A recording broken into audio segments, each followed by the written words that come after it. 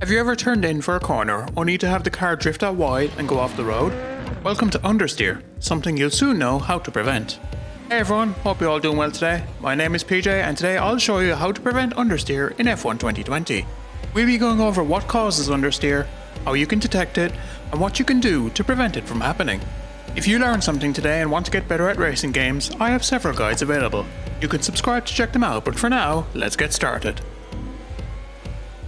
In its most simple terms, understeer is when the car doesn't rotate as much as you would like it to as you go through a turn. The front tyres are sliding across the road surface, whereas the rear tyres still have plenty of grip and are pushing the car forward instead of in the direction you want to go. This is bad for two reasons. First, you're no longer on the ideal racing line when you begin to understeer, which results in you going slower compared to what you should be doing.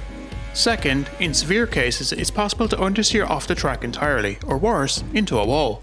We obviously want to avoid doing this, and like with all problems in life, we must first understand the causes before exploring solutions. As we just learned, understeer occurs when the front tyres are sliding across the road surface.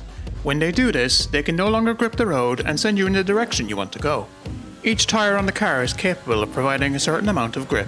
Whenever the car is moving, various forces are being applied to the tyres, demanding some of this grip from them. It may seem obvious that turning the car demands grip from the tyres, but that's not the only force you're applying to them. The car's forward momentum is also trying to acquire some of that grip, in order to keep moving forwards or to slow down when you brake. If too much is being asked of the tyres, they'll begin to slide. Taking all of this into consideration, we can come to some conclusions on what will cause a car to understeer. For example, if you brake and turn too much at the same time, you'll overload the front tyres, locking them up and causing understeer. You could also simply be entering a corner too quickly. The car's forward momentum is demanding so much grip from the tyres that there's very little left to rotate the car. On the exit of a corner, you may be accelerating too hard. This shifts the weight of the car towards the rear, reducing the total amount of grip available to the fronts, which do the steering. One more thing to consider is your car setup, as a poorly set up car can encourage understeer. We'll take a look at that later, but for now, let's focus on our driving. As you play F1 2020, you'll begin to get a feel for the limit of grip and sense when you're about to understeer. If you're playing on a wheel, head into the force feedback settings and turn on Understeer Enhance. This exaggerates the real-life effect that understeer has on the steering column, making it easier to detect when you play. With this turned on, pay attention to how the wheel feels when you rotate the car. If you apply too much steering lock, the wheel will suddenly go from feeling very loaded to feeling very light. Your goal should be to turn the wheel just enough to avoid this feeling, as you'll then be using all of the grip the tyres have to offer. If you're playing on a controller, you won't be able to feel this. However, F1 2020, and almost any racing game for that matter, applies a dampening system to your steering inputs, which automatically keeps you close to the ideal steering angle no matter how fast you're going. Instead, you should be keeping an eye on the front tyres and how they are oriented. If they appear to point too far in the direction you're turning in relation to where the car is actually going, you're about to understeer and you'll need to correct this. My camera settings allow me to get a greater view of the front tyres so that I can identify understeer when it's about to occur. If you want to try those settings out, check out my camera settings guide later.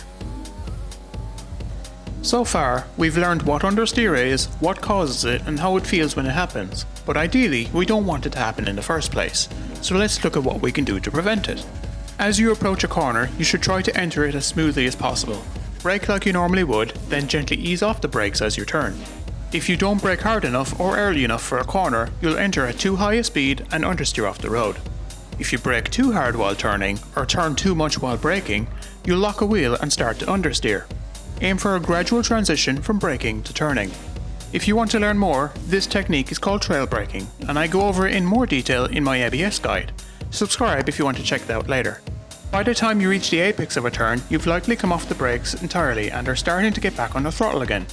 Much like when you enter the corner, your exit will rely on a delicate balance between the throttle and the steering. You don't want to put too much throttle down, as you'll send the weight to the rear of the car and rob the fronts of the grip they need to turn. If you feel the car start to understeer, lift off the throttle a little to send more grip to the front. You might even have to drop down a gear to maintain your speed. Once you're through the apex and beginning to exit, you'll gradually be putting more power down as the car straightens up. As you do this, patiently wind back the steering until you're almost straight, at which point you're near enough full throttle. If you're still getting a little bit of understeer on the exit, you're best off running a little wide on the exit by going over the curbs. So long as half of your car is within the white lines, you won't get a penalty, and you'll have a good speed coming out of the turn. Sometimes, despite your best efforts, the car will naturally want to understeer due to how it's set up. If you're a skilled enough driver to drive at a consistent pace, you can try out a few settings changes to dial out a car's inherent stiffness. The first is one that you can apply in real time on track, the brake bias. By lowering the front brake bias percentage, your brakes will demand less grip from the front tyres and more from the rears, freeing up that extra grip for steering. If you're understeering on throttle, however, you may want to increase your differential percentage. This will cause the rear of the car to rotate more and compensate for the lack of grip at the front. Increase it as much as you can without having the car oversteer on exit. If you want to dive deep into settings, however, here are some things you can try out. These suggestions were supplied by the excellent resource that is Driver61, and although they are meant for real-world drivers, they're useful here too. Pause the video here if you want to screenshot this chart. Driver61 have released many helpful videos on driving technique, which I would also recommend checking out if you want to become a better sim racer. Now that you know how to prevent understeer, it's time to prevent oversteer. Check out my guide on the right to learn how to drive without traction control, where you can learn more. You can also check out another video from my channel on the left. In the meantime, thanks for watching, liking and subscribing, and I wish you the best of luck in your next race.